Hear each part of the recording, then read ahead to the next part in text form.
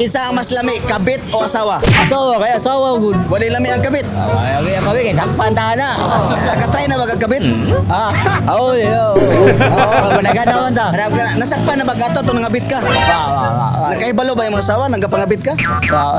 O pa ka nasakpan?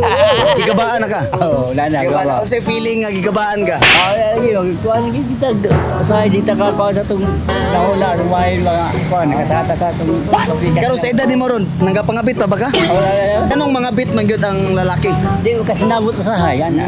Sana. So pasad di magasinabot, mga bit na dayon? Oh, ana gila kay gaya ka, maray ka ya wag ko nung gani ka di wibara ka ala inida.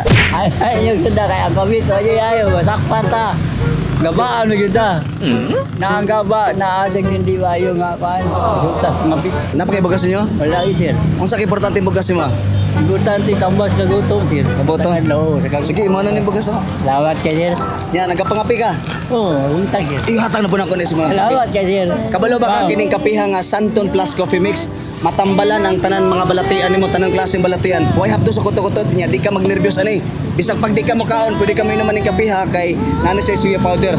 Kapi nga tambal para ni sa imo atay. Lawat ka sir. Lawat kayo. Birthday special giveaway man gud ni. Birthday ni si Romelo. Sir Romero, happy birthday Sir Romero. Salamat sa kape o sa bugas. Sana nyo, tata yung kinabuhi o bangtog ka sa kalugayan, sa taas kapaligan.